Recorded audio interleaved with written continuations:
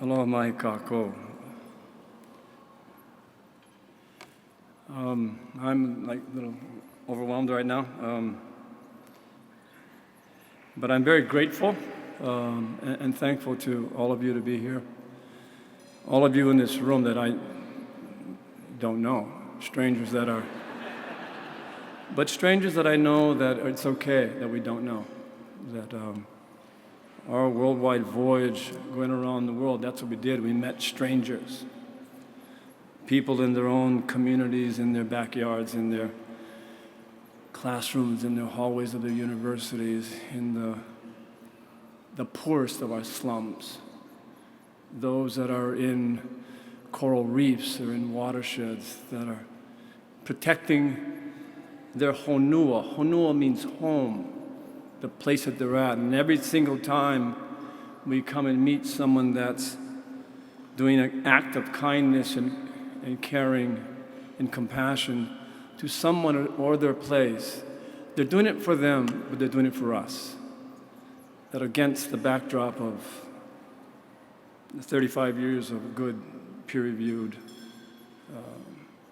science that is showing the projections of where we're going in terms of humanity's relationship to the environment, and the constant look at big countries and their disregard for overconsumption and not giving back. There is this other movement that's taking place. It's one that breaks down, it's a cultural movement that breaks down the issue of race or breaks down geography. It's one of a culture of values that we find everywhere. Caring, love, compassion, aloha. And that's where, amongst the statistics of darkness, is really the light of hope, the flashlight in the dark. Being here tonight is an extraordinary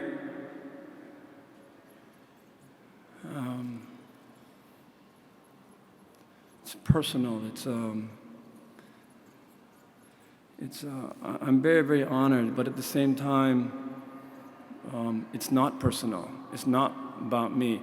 I do want to thank my colleague and longtime friend, Senator Schatz, for taking the time to be with me, to be next to me. It matters. And I do want to thank, the reason why it's maybe personal, my gratitude to the National Marine Sanctuaries Foundation for the honor. The reason why it's not personal, that when you start to contemplate, how do you define a Lifetime Achievement Award? What does that mean? And I don't know who put the video together. I didn't see it until tonight. But whoever that was, thank you. That in the video you would capture a mother and father that were born before I. That the footsteps I would take was because they were the ones that created the path for me to go. That you would, in the video, take a moment to reflect. The Herb Kawai Kane, that in the darkness of what happens to Native peoples, there was a visionary that saw the canoe back in the 60s that called up an anthropologist by the name of Dr. Ben Finney in Santa Barbara. Herb was in Chicago. Nobody in Hawaii, because of the lack of valuing things Hawaiian culture, language, outlawed in our schools, we were on the path of extinction, that it would be better for us to integrate and try to be somebody else. You know what? It doesn't work. That they would build the vehicle for us to explore, to take our beliefs, our principles, and our values, and give young men and women a chance to be a part of something that is special to their lives because it reconnects us to the earth. They allowed us the ability to take long voyages in nature. We will not protect what we don't understand. and we'll protect nothing if we don't care. That at the core, they found no navigators in Polynesia anymore, but they found the last of the 6 masters, the youngest, in Maupiailuk, the tiny island of Satawal in the Western Carolines, in Micronesia, that came and did 2 things. Found Tahiti, 1976, changed worldview about Polynesians and Hawaiians, raised dignity and honor to our ancestors and to our elders, gave it to our children in a way that they can grow up in the world to feel proud of who they are. It is prerequisite to any other kind of ability to have any sense of well-being in the larger society. Then he came back for 3 decades and taught us the way, took us by the hand like children, pulled us through this window of time into the old ocean, and in doing so forced us to be disciplined about watching nature on the ocean. Understand it, otherwise you perish. And then a decade ago, against the constant stories of the plight of Pacific people, people in the Pacific, in small islands, had essentially nothing to do to create climate change, but they may be the ones that will be the first to be affected by it, and maybe the most. That the conversation 30 years ago in the Pacific, acidification or hypoxia or dead zones or sea level rising, even the word climate change or sustainability, they weren't words, didn't exist. Today, it's top of mind. Today, it's not only in the Pacific is it top of mind, but it is their greatest fear. That our teachers, primarily my mother and my father, that said, you need to stand up and take action in what you believe in service to your community, but service to children not born. My father, by far, is my greatest navigator, my greatest teacher and best friend. So sailing Hokulea is not an option. It's not a privilege. Yes, it is a privilege, but it is an obligation. It's what we can do with what we have. We have a voyaging canoe. That voyaging canoe was here about 12 days in Washington, D.C. I want to thank everybody that supported it, beautifully taking care of the canoe and its crew while we were here. I want to thank all those who had gave us gifts of declarations of protecting the oceans, specifically Secretary of State John Kerry, to take to the United Nations tomorrow at World Oceans Day and give it to the Secretary General. And we have many from around the world. But I also want to thank, in this journey of looking at beyond the cultural revival, how do we start to help participate and figure out how we can be much better stewards and caretakers of our planet. So,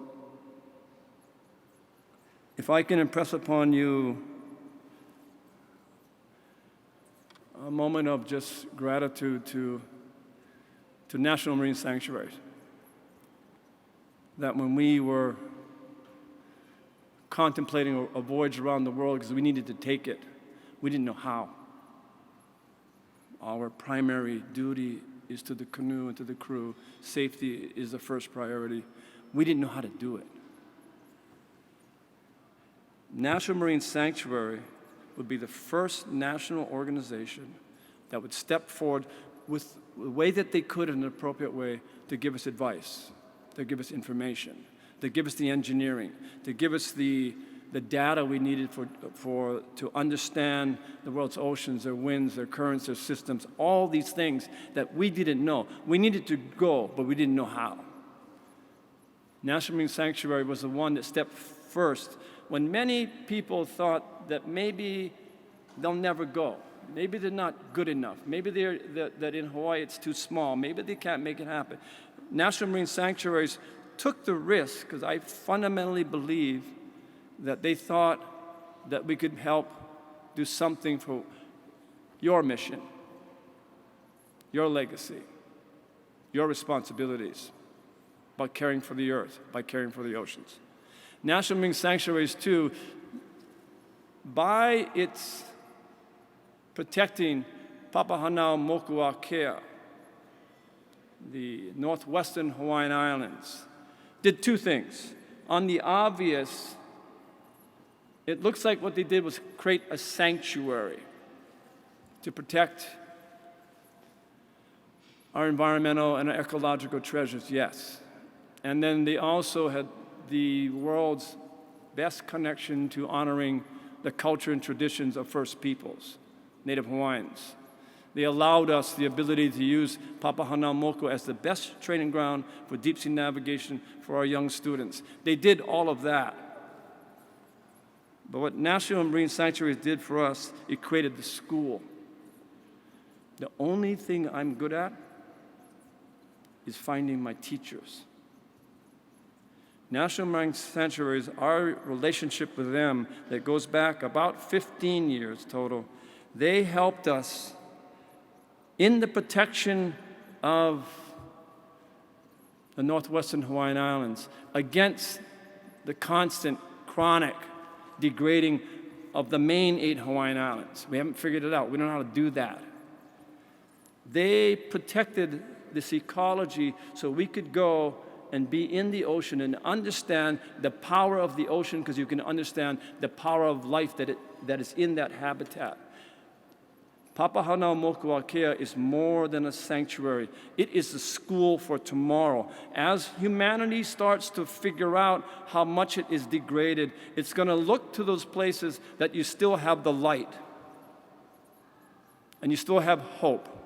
You still have the places that we will say, this issue of protection, it seems to be a conflict today. It's going to be commonplace when we figure out how much we gave away. Papahanaumokuakea is that gem on the earth, and I want to thank National Marine Sanctuaries, its foundation, and everybody in this room for the award, but I want to thank you for your work. Aloha.